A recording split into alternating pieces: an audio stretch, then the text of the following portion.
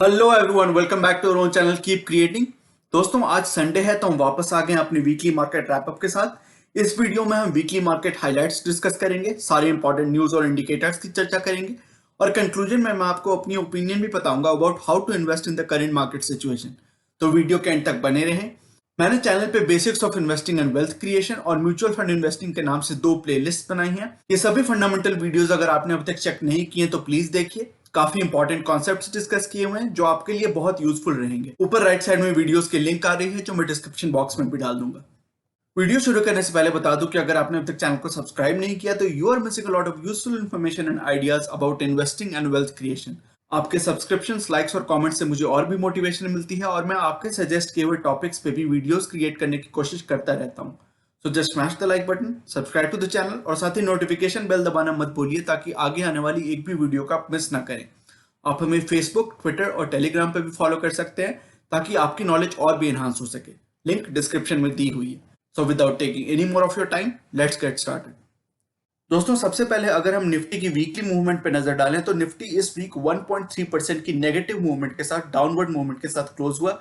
जैसा हमने पिछले 2 वीक्स के मार्केट हाइलाइट्स में देखा था, पिछले 2 हफ्तों से निफ्टी पॉजिटिव मूवमेंट के साथ क्लोज हो रहा था। अच्छी खासी पॉजिटिव मूवमेंट दिखाई थी। 10,800 के लेवल पे पहुंचने के बाद निफ्टी ने वहां से रिबाउंड दिखाने के बाद करीबन 12,000 के लेवल तक पहुंच गया था निफ्टी। इस हफ्ते 12,000 के लेवल को निफ्टी ने क्रॉस किया, बट उसके बाद काफी गिरावट आई जिसकी हम चर्चा करने वाले हैं, चार्ट्स पे देखने वाले हैं।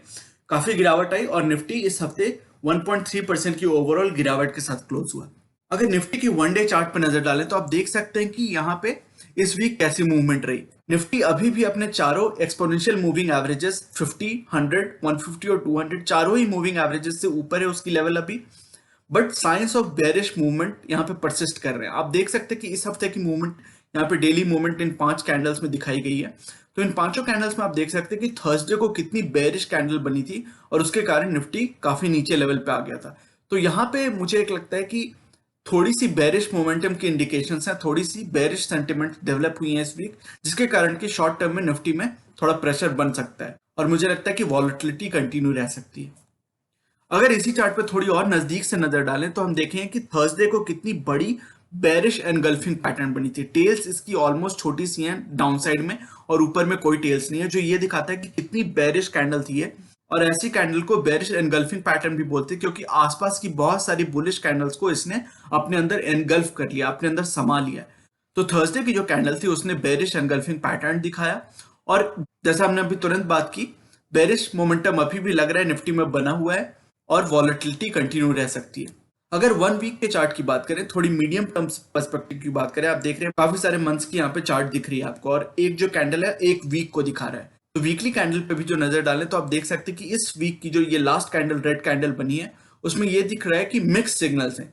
ये बहुत ही बेरिश कैंडल तो नहीं कहेंगे क्योंकि इसकी टेल्स बहुत लंबी तो नहीं है, बॉडी अच्छी खासी लेंथ की है, बट ओवरऑल रेड में क्लोज हुआ है निफ्टी। तो मिक्स सिग्नल्स हैं, जैसा हमने पहले की 2 चार्ट्स पे देखा, वहां पे बेरिश सेंटिमेंट्स हैं, यहाँ वाले पे भी बेरिश सेंटिमेंट्स ही हैं, बट उतने बेरिश नहीं है जितने की डेली चार्ट्स पे हैं। तो यहाँ पे मिक्स सिग्नल्स दिख रहे हैं वीकली चार्ट पे और वॉलेटिलिटी कंटिन्यूड रहेगी, ये चार्ट ये बता रहा है हमें। उसी तरह अगर 1 मंथ की चार्ट देखें, यहाँ पे हर जो कैंडल है वो एक मंथ को इंडिकेट कर रही है, रिप्रेजेंट कर रही है। तो हम काफी लॉन्ग टर्म पर्सपेक्टिव से यहाँ पे चार्ट्स देख सकते हैं। आप देख सकते हैं कि कितने सालों की यहाँ पे चार्ट लगी हुई है। तो मंथली चार्ट पे भी आप देखें कि अभी सारे मंथली मूविंग एवरेजेस से काफी ऊपर चल रहा है निफ्टी। और यहाँ पे जो अभी तक कैंडल बनी है, अक्टूबर मंथ की जो कैंडल अभी तक बनी है, वो काफी अनडिसाइडेड टाइप की लग रही है। मैं कहूंगा कि neutral to slightly bearish signals यहाँ पे दिख रहे हैं मंथली चार्ट पे और वॉलेटिलिटी कंटिन्यूड रहेगी। इसमें भी यही दिख रहा है, इस चार्ट में भी यही दिख रहा है।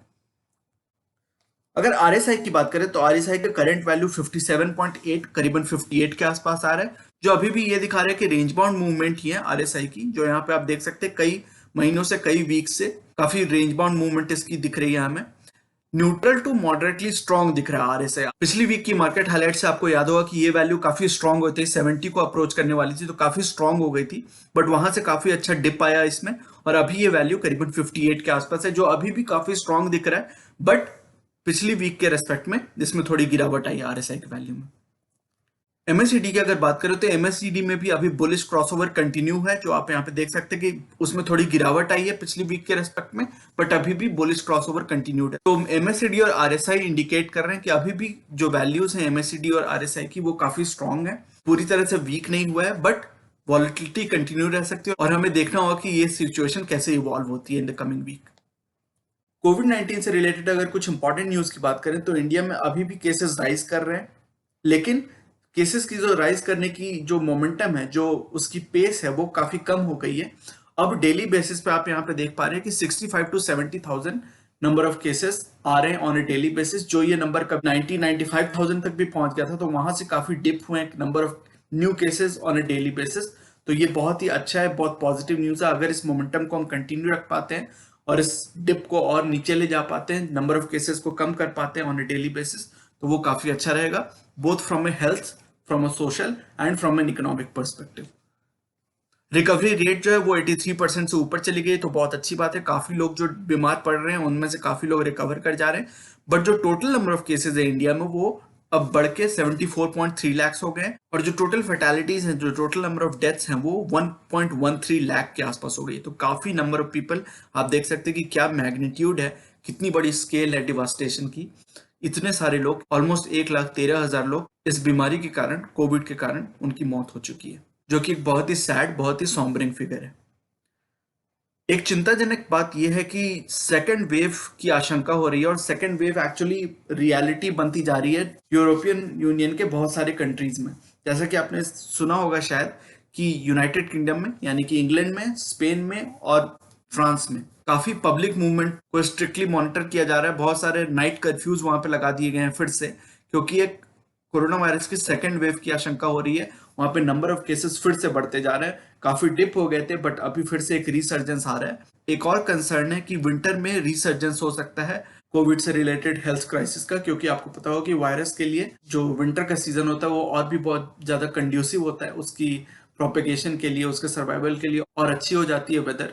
तो एक और आशंका है, एक डर है कि विंटर में इसकी फिर से रिसर्जेंस हो सकती है, जो हमें दिखना स्टार्ट भी हो गया है यूरोपियन यूनियन के काफी सारे नेशंस में।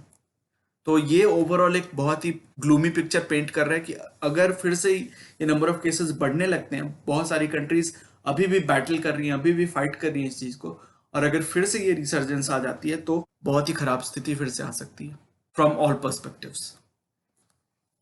इकोनॉमी से रिलेटेड कुछ इंपॉर्टेंट न्यूज और इंडिकेटर्स की चर्चा करें तो आप वीडियो पॉज करके यहाँ पे देख सकते हैं, काफी सारे डिटेल्स यहाँ पे प्रोवाइड किए हुए हैं। बट मैक्रो इकोनॉमिक फ्रंट, यानी मैक्रो इकोनॉमिक इंडिकेटर्स की अगर चर्चा करें तो आईआईपी, जो इंडेक्स ऑफ इंडस्ट्रियल प्रोडक्शन होता है, वो वैल्यू अगस्त में करीबन -8% के आसपास थी। ये काफी इंप्रूवमेंट थी कंपेयर टू अप्रैल में ये नंबर करीबन -58% के आसपास हो गई थी, तो काफी ज्यादा डिप कर गई थी। अभी भी ये वैल्यू नेगेटिव में ही है, तो पॉजिटिविटी तो नहीं आई है from that perspective of industrial production, लेकिन काफी कम नेगेटिव हो गई है ये। तो कंपेयर टू अप्रैल काफी इंप्रूवमेंट है इन अगस्त। फिर कंज्यूमर प्राइस इंडेक्स, जो सीपीआई की अगर बात करें तो वहां पे 7.3% की जंप आई है सितंबर में, which is the highest in 8 month. So ये सीपीआई मेजर करता है inflation at the consumer level, इसलिए इसको कंज्यूमर प्राइस इंडेक्स कहा जाता है। डब्ल्यूपीआई एक अलग चीज होती है, wholesale price index. CPI measures inflation not at a wholesale level but at a retail, at a consumer level. तो वो इन्फ्लेशन जो नंबर होती है वो ज्यादा रिफ्लेक्टिव होती है हमारे आपके इन्फ्लेशन जो हम एक्सपीरियंस करते हैं उससे। तो सीपीआई के नंबर 7.3% है, विच is the highest in 8 months. तो 8 मंथ्स में इतनी ज्यादा इन्फ्लेशन की नंबर कभी नहीं आई है। ये this number is the highest in 8 months. और जो एक्सपेक्टेशन थी 6.8% की, ये नंबर 7.3% का ऑब्वियसली उससे ज्यादा है। तो जो एक्सपेक्टेशन थी उससे भी ज्यादा नंबर ये आया है, और मोस्टली ये जो नंबर में जंप आया है inflation in food and beverages के कारण। तो फूड एंड बेवरेजेस जो हमारी डेली कंजम्पशन की नीड्स हैं, रिक्वायरमेंट्स है, उसमें 9.7% का इन्फ्लेशन रिकॉर्ड हुआ है, जो कि काफी ऊंचा है। फिर S&P ग्लोबल, जो स्टैंडर्ड एंड पुअर्स, जो रेटिंग एजेंसी है, बहुत ही प्रख्यात, बहुत ही विख्यात रेटिंग एजेंसी है, उसने ये कहा है कि बहुत सारी जो वर्ल्ड की टॉप कंट्रीज हैं, टॉप इकोनॉमीज हैं, they could see their credit ratings cut और put on downgrade warnings in the coming months. तो इस स्टेटमेंट में ये बताया गया है कि अभी तक वर्ल्ड की जो पुअर कंट्रीज हैं, जो इम्पोवरिश्ड कंट्रीज हैं, उनमें बहुत सारी डाउनग्रेड्स आई थी, उनकी रेटिंग्स को बहुत कट किया गया था। बट वर्ल्ड की जो हायर रेटेड रिचर नेशंस हैं, जैसे कि जो डेवलप्ड कंट्रीज हैं, उनके रेटिंग्स में बहुत ज्यादा कट नहीं आया था या कोई डाउनग्रेड नहीं किया गया था। But in the coming months उनके रेटिंग्स में भी कट की जाती है। जो सॉवरेन बॉन्ड रेटिंग होती है, हर कंट्री की एक सॉवरेन बॉन्ड रेटिंग होती है, उसमें बहुत सारी रिच कंट्रीज की भी डाउनग्रेड की जा सकती है। तो ये आपको बताता है कि नॉर्मिटी ऑफ सिचुएशन कितनी ज्यादा है, कि जो रिच कंट्रीज हैं, जो डेवलप्ड कंट्रीज हैं, उनकी बॉन्ड रेटिंग में अगर कटौती की जाएगी तो आप समझ सकते हैं कि जो डेवलपिंग कंट्रीज हैं या फिर जो नॉट सो रिच कंट्रीज हैं, उनकी स्थिति कितनी बुरी होगी।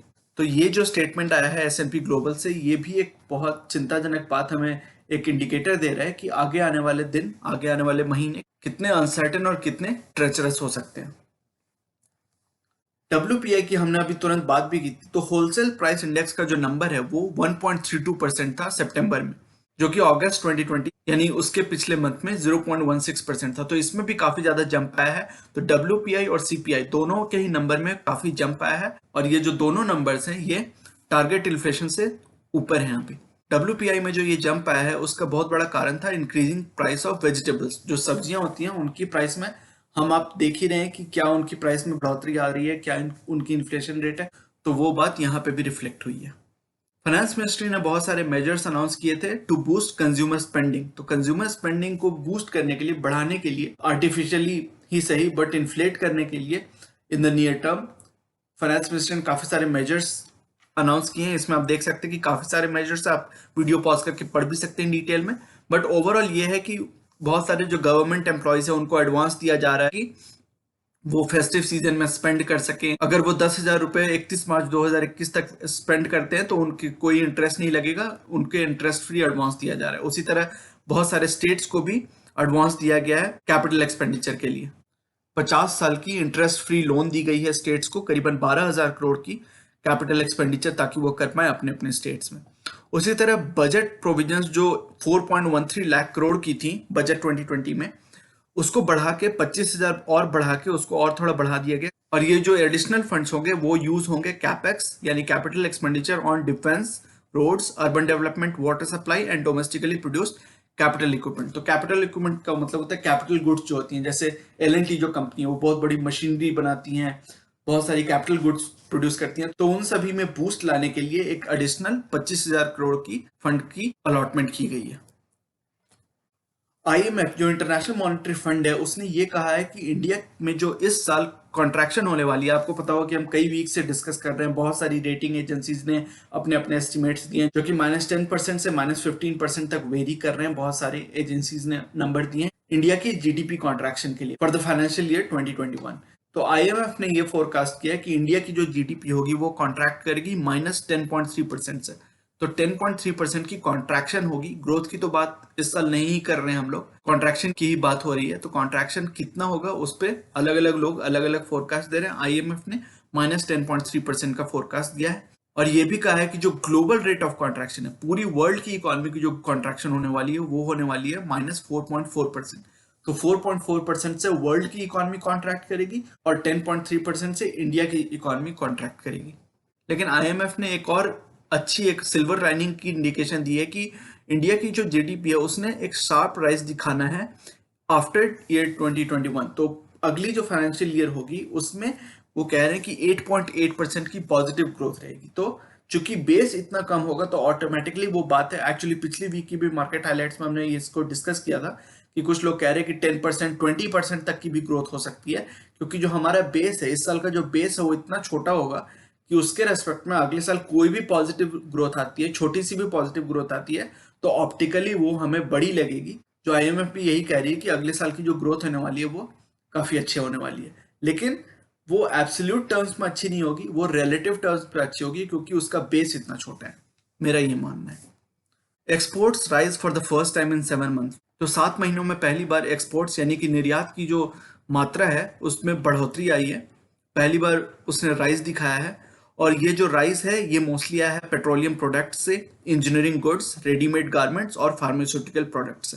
अभी जो ट्रेड डेफिसिट है इंडिया का वो करीबन $2.7 बिलियन के आसपास है, जो अगस्त में $6.77 बिलियन था। तो ऑब्वियसली जब एक्सपोर्ट्स बढ़ेंगे और इंपोर्ट्स उतने ही रहेंगे या इंपोर्ट्स कम भी हो रहे हैं, क्योंकि डोमेस्टिक जो डिमांड है वो उतनी ज्यादा है नहीं स्ट्रॉन्ग, तो इंपोर्ट्स उतने ज्यादा हो नहीं रहे और एक्सपोर्ट्स बढ़े हैं इस महीने में, तो सितंबर में हमने देखा कि जो ट्रेड डेफिसिट था वो काफी कम था, क्योंकि ट्रेड डेफिसिट होता है इंपोर्ट्स माइनस एक्सपोर्ट्स, तो वो अभी करीबन 2.7 बिलियन डॉलर्स के आसपास है। एक और न्यूज है, एक्चुअली फ्राइडे की ही न्यूज है, कि गवर्नमेंट ने बैन कर दिया है जो ऐसे एयर कंडीशनर्स होते हैं, एसीज होते हैं जिसमें रेफ्रिजरेंट्स यूज होते हैं, उनकी इंपोर्ट पे गवर्नमेंट ने बैन लगा दिया है। उनको प्रोहिबिटेड कैटेगरी में डाल दिया गया है। स्प्लिट और other kinds of ACs which use refrigerants, तो उनको प्रोहिबिटेड कैटेगरी में डाल दिया गया है। और ये जो इंपोर्ट्स होते हैं, ये जो इंपोर्ट किए जाते हैं एसीज, वो करीबन टोटल एसी सेल्स के 30% होते हैं इंडिया के अंदर। तो 30% जो एसी सेल होते हैं इंडिया में वो इम्पोर्टेड एसीज होते हैं, और वो करीबन कॉन्स्टिट्यूट करता है 9,000 करोड़ की वैल्यू का। तो इतनी बड़ी अमाउंट, जो 30% मार्केट शेयर है, वो अगर इंपोर्ट पे बैन हो जाएगी तो इंडिया की जो मैन्युफैक्चरर्स हैं, जो इंडिया में ही एसीज मैन्युफैक्चर करते हैं, जो कि यहाँ पे नाम हमने किया हुआ है, Voltas, Whirlpool, blue star, Havells वगैरह, और फिर जो इनके मैन्युफैक्चरिंग प्रोवाइडर्स हैं जो बहुत सारे कंपोनेंट्स प्रोवाइड करते हैं इनको, जैसे कि डिक्सन टेक्नोलॉजीज और एम्बर इंटरप्राइजेस वगैरह, तो इन सभी के लिए एक पॉजिटिव बूस्ट आएगा, एक स्टिमुलस की तरह काम करेगा, क्योंकि शॉर्ट टर्म में एटलीस्ट इनकी जो ये रिपोर्टेड क्वांटिटी थी वो तो बैन हो गई है, तो इनकी सेल्स बढ़ सकती हैं इन द शॉर्ट टर्म। और साथ ही साथ फेस्टिव सीजन भी आ रहा है, तो लोग एसीज और व्हाइट गुड्स वगैरह खरीदेंगे, एसीज, फ्रिजेस, वॉशिंग मशीन्स वगैरह, तो इन सभी में एक पॉजिटिव मूवमेंट दिख सकती है, specially considering the upcoming festive season. Corporate news से रिलेटेड अगर कुछ इंपॉर्टेंट पॉइंट्स की बात करें, तो सबसे पहले आपको पता होगा कि पिछले हफ्ते भी इस के बारे में हमने थोड़ी बात की थी, और इस हफ्ते मंडे को एकदम से क्लैरिफिकेशन इस पे आ गई कि वेदांता की जो डीलिस्टिंग थी वो फेल हो चुकी है। उनको जितने नंबर ऑफ टोटल शेयर्स चाहिए थे बाईबैक में प्रोमोटर्स को, वो उनको नहीं मिल पाए। तो टोटल नंबर ऑफ शेयर्स उनको, चूंकि जो मिनिमम रिक्वायरमेंट थी उसको नहीं मिली उनको, तो वेदांता की डीलिस्टिंग फेल हो गई है। अब डीलिस्टिंग के बाद ये कह रहे हैं वेदांता के प्रोमोटर्स और उनकी मैनेजमेंट की the company will now strive to grow stronger as a listed company. तो ये थोड़ी मजाक की बात है, क्योंकि ये लोग तो एक्चुअली लिस्ट होना ही नहीं चाहते थे। ये लोग चाहते थे कि ये लोग डीलिस्ट हो जाए, और अब ये कह रहे हैं कि एज अ लिस्टेड कंपनी ये ग्रो करने की, स्ट्रांगली ग्रो करने की कोशिश करेगी। तो ठीक है, अब तो डीलिस्टिंग फेल हो गई तो कुछ तो कहना है, तो चलो ठीक है, ये कह दिया। बट इन सारी जो एपिसोड हुई, ये फरवरी मार्च से के बाद से जो ये एपिसोड हुई है वेदांता को लेके, तो इससे ये बात तो समझ में आ गई कि this company is not interested in building stakeholder, in building investor wealth. तो आपकी वेल्थ की चिंता तो इनको नहीं है, ये अपने लिए काम करना चाहती है, स्टेक होल्डर के लिए पैसा बनाना इनकी मोटिव नहीं है। तो ये बात तो पक्की हो गई है, ये बात क्लियर हो गई है। तो आप अपना डिसीजन ले सकते हैं कि आप ऐसी कंपनीज के साथ स्टिक करना चाहते हैं कि नहीं फॉर लॉन्ग टर्म। और इसके प्राइस में 20-25% की गिरावट भी आई इस वीक। जैसे ही डीलिस्टिंग फेल हुआ, वैसे ही आपने मंडे को देखा हो कि इसके स्टॉक में क्या 20-22% की गिरावट आई, और फिर इस पूरे हफ्ते हर दिन थोड़ा थोड़ा करके ये स्टॉक गिरता रहा है। तो करीबन 20-25% की गिरावट आई है इस वीक वेदांता के स्टॉक में। मारिको, जो कि आपको पता हो कि बहुत ही स्ट्रॉन्ग एफएमसीजी कंपनी है, उसने रिसेंटली अपने Q2 अपडेट में ये कहा है कि उन्हें पार्शियल रिवाइवल दिख रहा है कंज्यूमर सेंटिमेंट में। तो उनकी जो सेल्स है, उनकी जो रेवेन्यूज है, वो थोड़ी थोड़ी प्री कोविड लेवल्स के आसपास पहुंच रही है, नियर प्री कोविड लेवल्स। और मोस्टली जो ये डिमांड आ रही है वो रूरल मार्केट से आ रही है, क्योंकि अर्बन मार्केट में तो आपको पता होगा कि कोविड हिट है, कोविड की बहुत बड़ी हिट पड़ी है अर्बन मार्केट में, तो अर्बन मार्केट से डिमांड उतनी ज्यादा अभी रिवाइव नहीं करी है। But rural market which has been supported by government relief packages, lower impact of the pandemic, और strength in the agricultural sector, जो आपको पता होगा, तो इन सभी कंट्रीब्यूटिंग फैक्टर्स के कारण रूरल डिमांड में काफी अच्छी पिकअप आई है, और वो ऑलमोस्ट प्री कोविड लेवल्स पहुंच गए हैं। तो एफएमसीजी कंपनीज की ऐसी अपडेट देख के अच्छा लगता है, क्योंकि जैसा आपको पता हो कि एफएमसीजी सेक्टर को मैं एक एवरग्रीन सेक्टर मानता हूं, तो कम से कम रूरल सेक्टर में ये दिख रहा है, रूरल सेगमेंट में, कि जो डिमांड है वो अच्छे खासे लेवल से रिवाइव कर रही है। इस हफ्ते बहुत सारी टेक कंपनीज, बहुत सारी आईटी कंपनीज ने अपने रिजल्ट्स डिक्लेयर किए।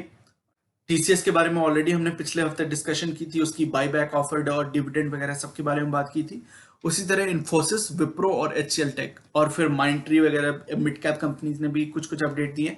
इस वीडियो को पॉज करके आप सारी डिटेल्स देख सकते हैं, बट ओवरऑल मैं आपको एक जिस्ट बता देता हूं कि ब्रॉडली टेक कंपनीज और आईटी कंपनीज ने बहुत अच्छी पॉजिटिव रिजल्ट्स दिखाई हैं, काफी स्ट्रॉन्ग रिजल्ट्स दिखाई हैं। और फ्यूचर आउटलुक भी, जो टीसीएस की भी हमने बात की थी, कि फ्यूचर आउटलुक भी इन्फोसिस और टीसीएस ने बताया है कि उनकी जो ऑर्डर बुक है और उनको एक स्ट्रॉन्ग मोमेंटम दिख रहा है आगे के लिए, अच्छी ऑर्डर इनफ्लोज आ रही हैं।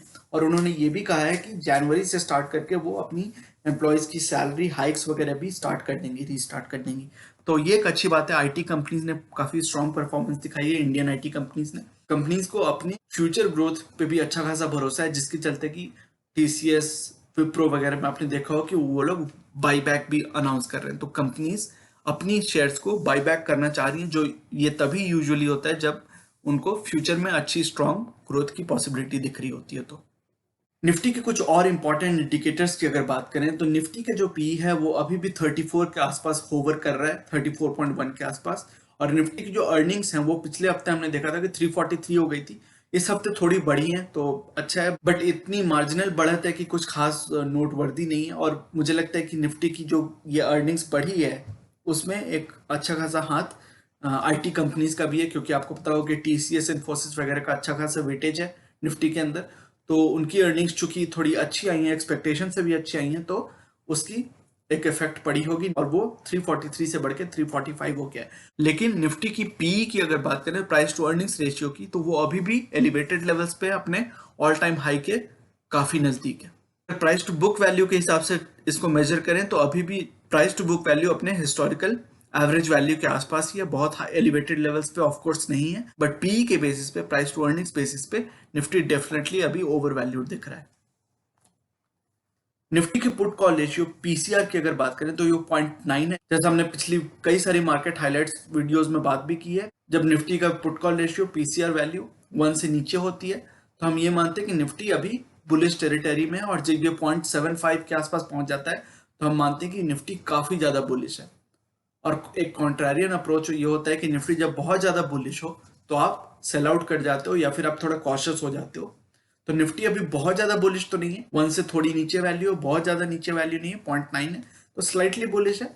और जब ये वैल्यू 1 से ऊपर हो जाती है तो हम मानते हैं कि निफ्टी थोड़ी बेरिश सेंटिमेंट्स उसमें डेवलप हो रही है। और जब ये वैल्यू 1.25 के आसपास पहुंच जाती है तो हम मानते हैं कि निफ्टी काफी ज्यादा बेरिश हो गया है। और आप अगर कॉन्ट्रेरियन अप्रोच वहां पर अपनाना चाहते हैं तो actually you enter the market during those levels, क्योंकि निफ्टी में जब बहुत ज्यादा बेरिशनेस है, जब ओवर सोल्ड है निफ्टी, तो उस समय एक अच्छा पॉइंट होता है एंट्री के लिए, because the overall sentiments are so bearish कि you can get into the market at attractive price levels. तो स्लाइटली बुलिश है अभी निफ्टी, और लेकिन मुझे लगता है कि निफ्टी में अभी वॉलेटिलिटी परसिस्ट करेगी at least for a month, may be 2-3 months अभी वॉलेटिलिटी परसिस्ट करेगी। यूएस के प्रेसिडेंशियल इलेक्शंस अभी आ ही रहे हैं, उस पे भी बहुत अनसर्टेनिटी है। वहां पे स्टिमुलस पैकेज पे कोई अभी तक डिस्कशन अभी तक चली रही है, कोई उस पे कंक्लूजन नहीं आया है, उसका कोई स्टेप नहीं लिया गया। तो ये सब जब अनसर्टेनिटी रहेगी और लिक्विडिटी जब तक मार्केट में रहेगी तब तक क्रैश तो नहीं होगा, बट लिक्विडिटी कब तक रहेगी, उसको कब तक सपोर्ट करती रहेगी, फेडरल रिजर्व वगैरह मिलकर कब तक सपोर्ट करते रहेंगे, इंडियन गवर्नमेंट के पास भी फिस्कल रूम उतना नहीं है तो कब तक सपोर्ट करते रहेंगे। तो जब तक लिक्विडिटी की सपोर्ट है तब तक तो ठीक है, तब तक मार्केट क्रैश नहीं होना है। करेक्शन आ सकती है 5-10% की भी, बट क्रैश होना जहां हम 40-50% की बात करते हैं तो वो होना अभी पॉसिबल नहीं है। लेकिन ये लिक्विडिटी कब तक रहेगी ये हमें देखना पड़ेगा। जब भी ये लिक्विडिटी ड्राई अप करती है, जब भी इस लिक्विडिटी पे कोई भी लीश डाला जाता है, कोई भी बंधन डाला जाता है, उसके बाद हम देख सकते हैं कि मार्केट का क्या डिजास्टर्स रिस्पॉन्स हो सकता है, मार्केट कहीं भी जा सकती है उसके बाद। तो विच इज वाई मुझे लगता है कि आपकी क्या अप्रोच होनी चाहिए, इसके बारे में हम तुरंत अभी डिस्कस करने वाले हैं कि हमारी आपकी क्या अप्रोच हो सकती है ऐसे मार्केट से डील करने के लिए। तो दोस्तों मेरा मानना ये है ओवरऑल कि आप अपनी एसआईपी को कंटिन्यू करें, उसमें कोई टेंशन नहीं है। अगर आप 10,000, 20,000, 50,000 की एसआईपी करते हैं हर मंथ तो उसको कंटिन्यू रहने दें, उसको जाते रहने दें, ताकि आपको फोमो की फीलिंग ना आए, ये ना डेस्परेट आप फील करें कि यार मैंने जब निफ्टी 10,000 था, 9,000 था, 8,000 तो मैंने क्यों नहीं इन्वेस्ट किया, अभी उसकी क्या अच्छी अप्रिसिएशन हो जाती, मुझे कुछ पैसे बन जाते। तो वो आपकी फीलिंग ना आए। अब अभी यहाँ से निफ्टी अगर 12,000 भी पहुंच जाता है, 12,400, 12,500 पहुंच जाता है, अपने ऑल टाइम हाई तक पहुंच जाता है, हालांकि उसकी संभावना कम लग रही है क्योंकि इतनी अर्निंग्स की जो एनवायरमेंट है वो बहुत ही ब्लीक दिख रही है, बहुत ही वीक दिख रही है, specially in the coming 1-2 quarters. तो ऐसा मुझे पॉसिबिलिटी कम लगती है कि निफ्टी 12,500, 13,000 क्रॉस कर जाएगा, बट कुछ भी हो सकता है मार्केट में। तो उस चीज को एड्रेस करने के लिए, आप फोमो को एड्रेस करने के लिए, फियर ऑफ मिसिंग आउट को एड्रेस करने के लिए आप अपनी एसआईपी को कंटिन्यू रखें, ताकि आप डेस्परेशन में आके अचानक से एकदम लमसम इन्वेस्टमेंट ना कर दें। आपके मन में अगर ये पेशेंस रहेगी, आपके मन में एक कंफर्ट रहेगा कि हम, हाँ मैं तो ऑलरेडी इन्वेस्टेड हुई और हर महीने मैं एसआईपी भी कर रहा हूँ, तो आपको ये फीलिंग नहीं आएगी कि यार मैं मिस आउट कर रहा हूँ, और उसके चलते आप डेस्परेशन में आके बहुत ज़्यादा लमसम इन्वेस्टमेंट नहीं करेंगे। तो वो आप करते रहें। अपनी एसआईपी को आप डबल भी कर सकते हैं। अगर किसी मंथ, किसी वीक अगर 5-10% की गिरावट आती है मार्केट में, तो आप उसका फायदा उठाएं, अपनी एसआईपी को डबल कर दें, या फिर अपनी थोड़ी सी लमसम इन्वेस्टमेंट डाल सकते हैं। बट अभी अगर आप lump sum investment, heavy lump sum investment करना चाहते हैं, तो उसको थोड़ा स्टैगर्ड करके रखें, उसको थोड़ा होल्ड बैक करके रखें। वो आपके लिए फायदेमंद होगा, क्योंकि इकोनॉमिक एनवायरनमेंट इतना बुरा है, स्टॉक मार्केट की अर्निंग्स अभी इतनी सबड्यूड हैं कि इसमें जो रिस्क रिवॉर्ड है आपके लिए वो बहुत ही ज़्यादा फेवरेबल नहीं है। इसमें रिवॉर्ड थोड़ा सा हो सकता है, बट रिस्क काफ़ी ज़्यादा हो सकता है। इसलिए आप अपनी लमसम इन्वेस्टमेंट को बहुत ही स्ट्रेटेजिकली आप डिप्लॉय करें, स्टॉक स्पेसिफिक रहें, स्पेशली फाइनेंशियल इंडस्ट्री से रिलेटेड स्टॉक्स, यानी कि BFSI stocks, mostly lending business वाले स्टॉक्स जैसे कि बैंक्स और एनबीएफसी, इनमें आपको काफी ज्यादा ध्यान रखना है। बीएफएसआई सेक्टर के ही दूसरे स्टॉक जैसे कि हो गए लाइफ इंश्योरेंस वाले स्टॉक्स, या फिर जनरल इंश्योरेंस वाले स्टॉक, यहाँ तक कि एएमसी बिजनेस वाले स्टॉक्स भी, यानी कि जो एसेट मैनेजमेंट कंपनीज हैं उनकी जो स्टॉक्स है, उनमें भी थोड़ा ज्यादा कंफर्ट है आपको compare to the lending business. जो बैंक्स और एनबीएफसी जो लेंडिंग बिजनेस में ऑपरेट करती हैं, उनसे ज्यादा कंफर्ट आपको उन स्टॉक्स में है, इंश्योरेंस बिजनेस और एएमसी बिजनेस वाले स्टॉक्स में। लेकिन ओवरऑल अगर बात करें तो फाइनेंशियल सेक्टर के स्टॉक्स में आपको थोड़ा ज्यादा कॉशियस रहना है, थोड़ा आपको ज्यादा ध्यान रखना है, और वैसी ही कंपनीज में इन्वेस्ट करें जो स्ट्रांग है, फंडामेंटली बहुत ही स्ट्रांग है। और उन फंडामेंटली स्ट्रांग कंपनीज की हम चर्चा करते हैं जो संडे को एक हर वीक वीडियो आती है, जो सेकंड वीडियो होती है हर संडे को। उसमें हम चर्चा करते हैं कि कौन से फंडामेंटली स्ट्रांग स्टॉक्स आपको अच्छी वैल्यूएशन पे अभी भी मिल रहे हैं, वैसे वैल्यूएशन पे मिल रहे हैं जो निफ्टी जब 10,000, 10,500, 9,000 के लेवल पे था, उस लेवल्स पे अभी भी वो स्टॉक्स मिल रहे हैं, बिकॉज ऑफ एक्सटर्नल एनवायरनमेंट। क्योंकि वो स्टॉक्स बहुत स्ट्रांग है, फंडामेंटली बहुत ही स्ट्रांग स्टॉक्स हैं, रिटर्न्स उनकी बहुत अच्छी हैं, उनके फाइनेंशियल रेशियोज बहुत अच्छे हैं, सब कुछ अच्छा है, फंडामेंटली कोई प्रॉब्लम नहीं है। बट एक्सटर्नल एनवायरनमेंट के कारण वो स्टॉक्स आपको अभी भी अच्छी प्राइस लेवल पे मिल रहे हैं। और जब मार्केट में 6 महीने, 8 महीने, एक साल में जब एक पॉजिटिव मूवमेंट्स डेवलप होंगी, पॉजिटिव सेंटिमेंट्स डेवलप होंगे, तो वो स्टॉक्स आपको शानदार रिटर्न दे सकते हैं, शानदार पॉजिटिविटी दिखा सकते हैं।